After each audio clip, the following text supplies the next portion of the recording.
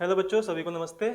मैं Ravi sir, welcome to MJ edu coaching centre, Mukherjee Nagar. एक छोटा सा वीडियो आपका लेक्चर है जो कि नेशनल इनकम और उसके एग्रीगेट से रिलेटेड है। एक तरह से डेमो लेक्चर आप समझ सकते हो। एक छोटा सा कॉन्सेप्ट है हमारा 12th के सिलेबस में, आप जानते ही हो। साथ ही साथ ये सीयूटी में भी बड़ा हेल्पफुल है, ये भी आप जानते हो। टॉपिक है national income and it's aggregates, यानी हमें ये समझना है कि भाई नेशनल इनकम क्या होता है, उसे कैलकुलेट कैसे करते हैं, कितने पैरामीटर्स हैं। एग्रीगेट्स का मतलब है कि कितने तरीके से नेशनल इनकम को कैलकुलेट किया जाता है। ठीक है, तो चलिए स्टार्ट करते हैं। तो अगर हम सिलेबस के अकॉर्डिंग जाए तो यहाँ पर हमारे पास टोटल 8 एग्रीगेट्स होते हैं। कितने एग्रीगेट्स होते हैं? टोटल 8 एग्रीगेट्स होते हैं जिसके थ्रू हम नेशनल इनकम को कैलकुलेट करते हैं। इवन आपके सीयूटी में भी आपको मिलेगा, जिसमें आपको 8 तरीके से अलग अलग, like GDP, GNP, NNP, NDP, उसके अलावा फैक्टर कॉस्ट या फिर मार्केट प्राइस, ऐसे अलग अलग कैटेगरी आपको वहाँ पे देखने मिलती है। तो इन 8 एग्रीगेट्स को हम याद कैसे रखें, इस बारे में अगर समझे तो इसको 4 पैरामीटर पे हम समझेंगे। 1, 2, 3 और 4। 4 पैरामीटर क्या है सर? तो पहला पैरामीटर है, एक तो हम ग्रॉस और नेट के लेवल पे बातें करेंगे। फिर हम बात करेंगे डोमेस्टिक और नेशनल लेवल पर। फिर हम बात करेंगे एक प्रोडक्ट, इसमें एक ही है, प्रोडक्ट लेवल बात करेंगे। उसके बाद है ग्रॉस नेट हो गया, डोमेस्टिक नेशनल हो गया, प्रोडक्ट हो गया। फिर आता है फैक्टर कॉस्ट और मार्केट प्राइस। क्या आता है? फैक्टर कॉस्ट और मार्केट प्राइस। समझ लेते हैं कैसे 8 एग्रीगेट्स बनते हैं, उसके बारे में हम उसके बारे में डिटेल में देखेंगे कि कैसे उन्हें कैलकुलेट किया जाता है। जैसे अगर यहाँ पे ध्यान से देखा जाए, मैं इसको थोड़ा छोटा कर दूं। पहला जो एग्रीगेट बनता है यहाँ पर, जैसे आपने देखा यहाँ पे 2 है, यहाँ पे भी 2 है, यहाँ पे 1 है और यहाँ पे भी 2 है। टोटल 7 फैक्टर्स हैं जिनका इस्तेमाल करना है हमें और अपने एग्रीगेट्स बनाने हैं। तो इस 2 में से हम एक ले लेंगे, ये वाला। जैसे मान लो जी ले लिया। फिर इस 2 में से हम पहला वाला एक ले लेंगे, सब में से पहला पहला ले लो। तो ग्रॉस, डोमेस्टिक, यहाँ पे तो एक ही है, ये प्रोडक्ट, तो जी डी पी, ग्रॉस का जी, डोमेस्टिक का डी और प्रोडक्ट का पी। और इसमें से पहला दैट इज फैक्टर कॉस्ट, यानी कि एफ सी। क्या बन गया फिर हमारा? जी D P eight factor cost, जो कि हमारा पहला एग्रीगेट है। इसी तरह से अगर हम दूसरा बनाए तो ग्रॉस लेंगे, ग्रॉस के बाद यहाँ पे हमने डोमेस्टिक लिया था, डोमेस्टिक नहीं, अब लेंगे नेशनल, यानी क्या बन जाएगा? G N P. और फैक्टर कॉस्ट पे लेंगे तो बन जाएगा फैक्टर कॉस्ट। क्या लिया हमने? Gross, gross, national, product at factor cost. इसी तरह से और देखेंगे तीसरा, तो बन जाएगा G D P M P. जैसे हमने ये बनाया था G D P F C, यहाँ से ग्रॉस लिया, यहाँ से डोमेस्टिक लिया, यहाँ से प्रोडक्ट लिया और यहाँ से मार्केट प्राइस ले लिया, एम पी, राइट। उसी तरह से हम जब एक और बनाएंगे तो क्या बनेगा? G N P market price. इसकी तरह यहाँ पे हमारा जी एन पी एफ सी था, ये आगे चल के क्या बन जाएगा? G N P M P. अब सारे ग्रॉस वाले कैटेगरी हो गई हमारी। अगर हम इसमें दूसरे वाले पे जाए, लाइक जैसे कि पहले में हमने ग्रॉस ले लिया सारा का सारा, अब हम जब नेट लेकर बाकी सारे एग्रीगेट बनाएंगे तो क्या बनेंगे? तो net, domestic, product at factor cost, जैसे कि N D P F C. और फिर इसी का दूसरा बनेगा N D P M P. N D P F C है तो N D P M P भी होगा। सेवेंथ बन जाएगा हमारा net national product at factor cost, यानी कि हमने नेट लिया, फिर नेशनल ले लिया, फिर उसके बाद फैक्टर कॉस्ट ले लिया, क्योंकि हमने डोमेस्टिक ले लिया ऑलरेडी ऊपर। और फिर इसी का हमारा बन जाएगा एक दूसरा last, net national product eight market cost. तो इस तरह से ये 8 एग्रीगेट्स होते हैं जो आपको एग्जाम में क्वेश्चन के थ्रू आते हैं और हमें इसे सॉल्व करना होता है। हालांकि आपको ऐसे बनाने के लिए नहीं आएगा, लेकिन ये 8 एग्रीगेट होते हैं और कैसे बनते हैं ये यहाँ पे समझना ज़रूरी था। सर इन्हें कैलकुलेट कैसे करेंगे? फैक्टर कॉस्ट क्या है, मार्केट प्राइस क्या है, राइट, ग्रॉस क्या है, डोमेस्टिक क्या है, नेशनल क्या है, नेट क्या है। तो इसे समझने के लिए एक छोटा सा कॉन्सेप्ट यहाँ पे देखना होगा। जैसे अगर आप ध्यान दें तो यहाँ पे लिखा है ग्रॉस, यहाँ पे लिखा है नेट। तो एक कॉन्सेप्ट है, जब कोई चीज ग्रॉस से नेट करनी होती है। ग्रॉस, ग्रॉस का मतलब होता है कि उस चीज में अभी हमें कुछ ना कुछ तो माइनस करना है, और वो कुछ ना कुछ जो अमाउंट होता है उसे कहते हैं डेप्रिशिएशन। क्या कहते हैं उसे?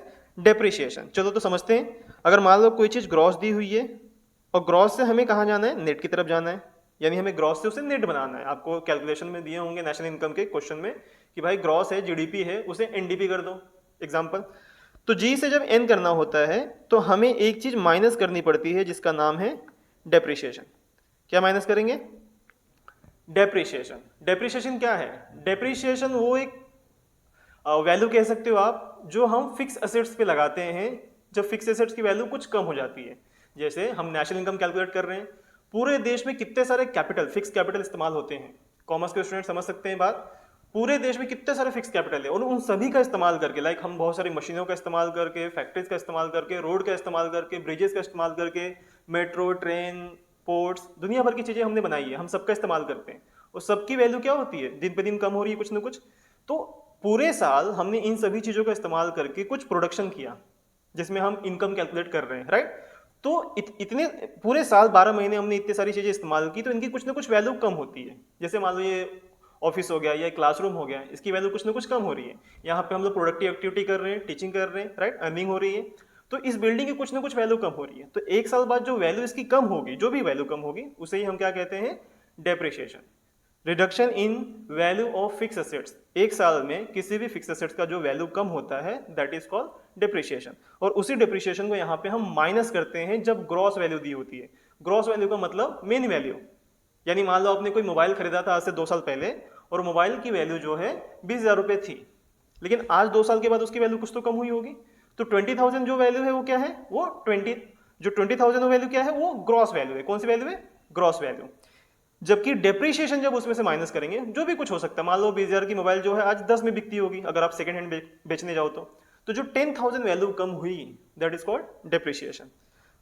जैसे ही हम डेप्रिशिएशन माइनस कर देते हैं ग्रॉस में से तो क्या बन जाता है, नेट बन जाता है। क्या बन जाता है, नेट बन जाता है। और फिर तो सिंपल है, अगर मान लो कोई नेट वैल्यू दी हुई है और हमें उससे ग्रॉस करना है, क्या करना है, ग्रॉस करना है। मान लो कि नेट से हमें ग्रॉस की तरफ जाना है, किसकी तरफ जाना है, ग्रॉस की तरफ। तो क्या करेंगे, सिंपल है, प्लस डेप्रिशिएशन कर देंगे। क्या कर देंगे, प्लस डेप्रिशिएशन। जैसे ही प्लस डेप्रिशिएशन करेंगे ग्रॉस नेट में तो बन जाता है ग्रॉस वैल्यू। कौन सी वैल्यू बन जाती है, ग्रॉस वैल्यू। तो ये था पहला कॉन्सेप्ट। इसी की तरह एक दूसरा है जिसमें हम देखेंगे डोमेस्टिक और एक है नेशनल।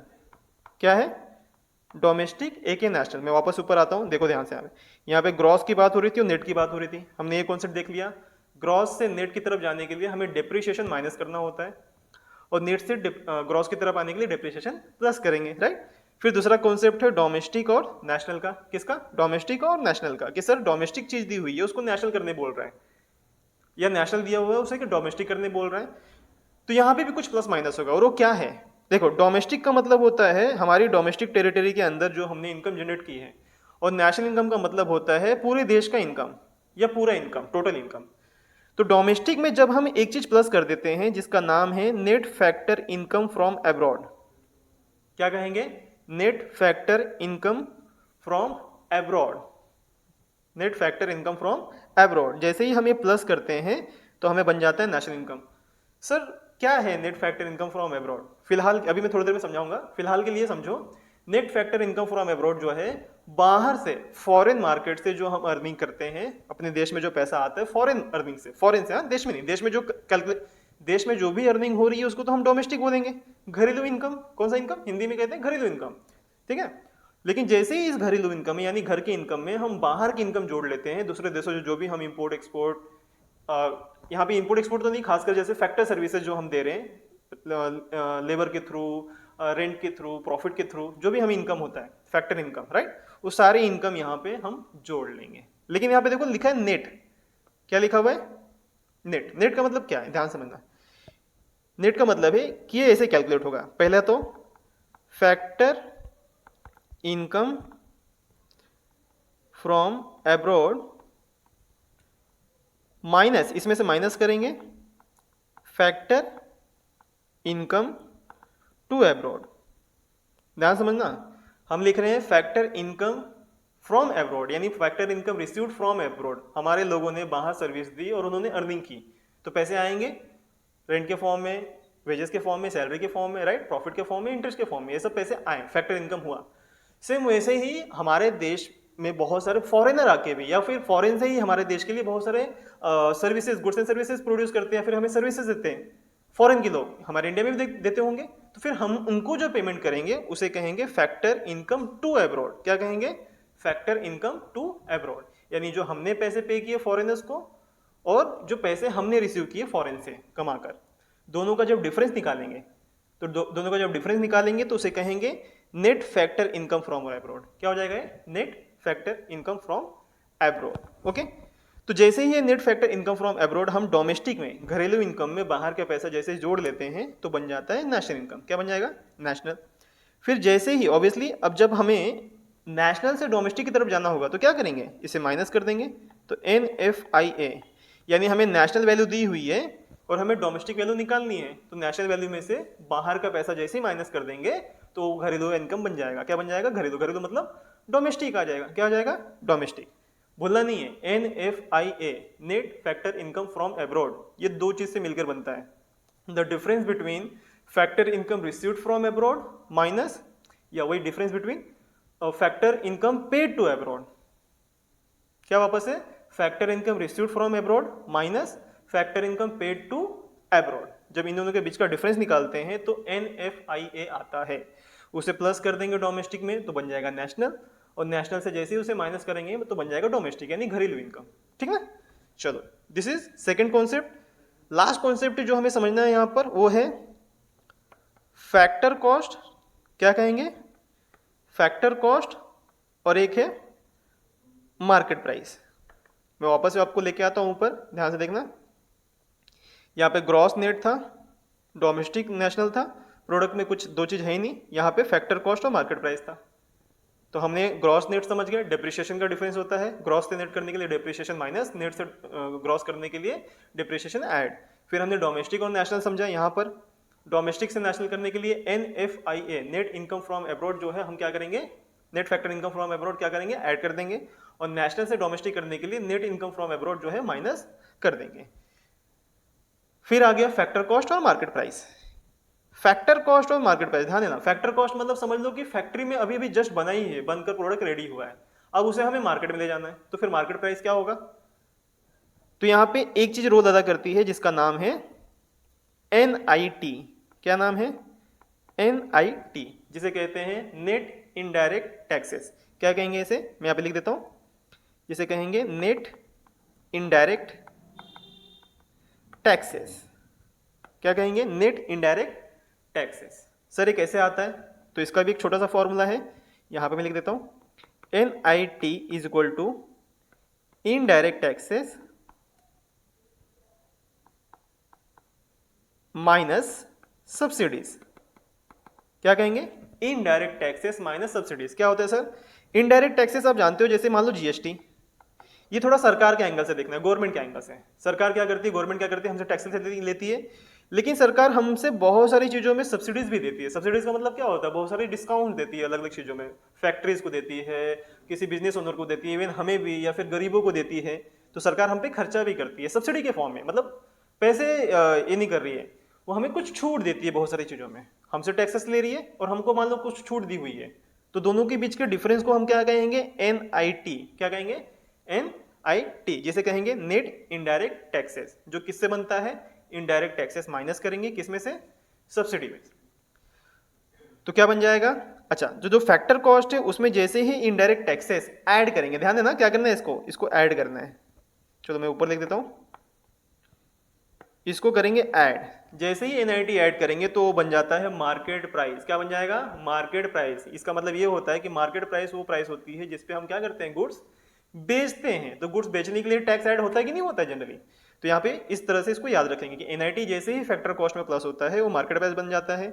तो आप मुझे बताइए कि भाई जब मार्केट प्राइस से फैक्टर कॉस्ट करना होगा तो क्या करेंगे? फिर उसको माइनस कर देंगे, तो माइनस NIT।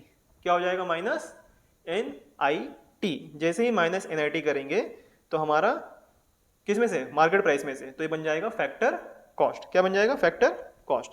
तो इस तरह से ये तीन कॉन्सेप्ट्स थे जो बहुत ध्यान देने हैं while calculating the national income. एक बार देख लीजिए, समझ लीजिए, वापस रिपीट कर लेते हैं।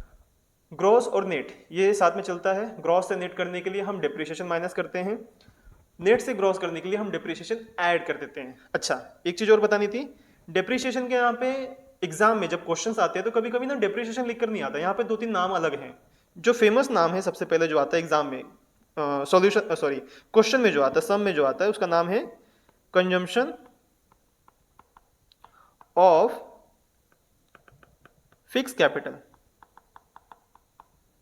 कंजम्पशन ऑफ फिक्स कैपिटल या कंजम्पशन ऑफ फिक्स असेट्स। ये बहुत फेमस है, जनरली क्वेश्चन में ये ज्यादा नाम आपको सुनने में मिलेगा या देखने वहां मिलेगा।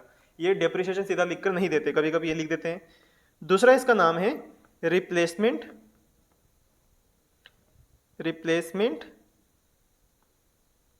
Cost of fix capital. क्या नाम है? Replacement cost of fix capital. Generally कम नजर आता है लेकिन फिर भी जान के रखो क्या है। थर्ड जो है वो है करंट रिप्लेसमेंट कॉस्ट। क्या कहेंगे? Current replacement cost. सबसे जो फेमस नाम है वो नाम है कंजम्पशन ऑफ फिक्स असेट्स या consumption of fix capital. Consumption का मतलब क्या हुआ? फिक्स कैपिटल को यूज करना। तो फिक्स कैपिटल जो यूज कर रहे हैं तो क्या है, वो डिप्रिसिएशन ही कहलाता है। दूसरा इसका नाम है replacement of cost of fix capital या replacement cost of fix assets. और तीसरा जो नाम है इसका करंट रिप्लेसमेंट कॉस्ट। इस बात को ध्यान रखिएगा, ठीक ना। फिर दूसरा था डोमेस्टिक और नेशनल। मैंने कहा डोमेस्टिक से नेशनल करने के लिए net factor income from abroad जो है वो क्या कर देंगे, हम उसमें ऐड कर देंगे। घरेलू इनकम में बाहर का पैसा ऐड कर देंगे तो बन जाएगा नेशनल। नेशनल इनकम में बाहर का पैसा जैसे ही माइनस कर देंगे बन जाएगा घरेलू इनकम यानी डोमेस्टिक इनकम, ठीक है। और NFI कैसे निकलता है? Factor income received from abroad, जो बाहर से पैसा आया है वो, minus factor income paid to abroad, जो पैसा हमने पे किया है बाहर हो। दोनों में जैसे डिफरेंस निकालेंगे तो बन जाएगा NFIA। और उसी को यहाँ पे प्लस करके नेशनल बनाना है और नेशनल में से यही NFIA माइनस करके हमें बनाना है डोमेस्टिक। फिर लास्ट कॉन्सेप्ट था फैक्टर कॉस्ट और मार्केट प्राइस। तो फैक्टर कॉस्ट से मार्केट प्राइस करते वक्त, फैक्टर कॉस्ट का मतलब फैक्ट्री में जस्ट अभी बन के निकला है तो रेंट, वेजेस, इंटरेस्ट और प्रॉफिट ये तो इसमें जुड़े हुए हैं ऑलरेडी। 4 कंपोनेंट फैक्टर कॉस्ट मतलब फैक्टर इनकम भी होता है, तो ये 4 बातें ऑलरेडी जुड़ी हुई हैं। जैसे ही इनमें हम प्लस कर देंगे क्या, NIT यानी कि टैक्सेस जैसे ही प्लस कर देंगे। NIT क्या है? Net indirect taxes. और NIT कैसे निकलता है मैंने यहाँ पे बताया, indirect taxes minus subsidy. Indirect taxes सरकार लेती है और सब्सिडी सरकार देती है, तो टैक्स जो ली है उसमें से जैसे सब्सिडी माइनस करेंगे तो जो अमाउंट आता है उसे NIT कहा जाता है, नेट इनडायरेक्ट टैक्सेस। और जैसे ही फैक्टर कॉस्ट में नेट इनडायरेक्ट टैक्सेस ऐड हो जाते हैं तो बन जाता है मार्केट प्राइस। और सेम उल्टा, मार्केट प्राइस से जब उसे फैक्टर कॉस्ट करना होगा तो सरकार का टैक्स माइनस कर देंगे तो फैक्ट्री लेवल का कॉस्ट हमें मिल जाएगा। तो आई होप वहां तक आपको सारी चीजें क्लियर हुई होंगी। इससे रिलेटेड हम अगले छोटे से वीडियो में एक क्वेश्चन सॉल्व करेंगे और मैं 1-2 होमवर्क भी आपको दूंगा जो आपको खुद सेल्फ प्रैक्टिस करना है। उसका जो भी सॉल्यूशन होगा आप कमेंट बॉक्स में जरूर हमें बताओगे। ओके, चलिए, थैंक यू।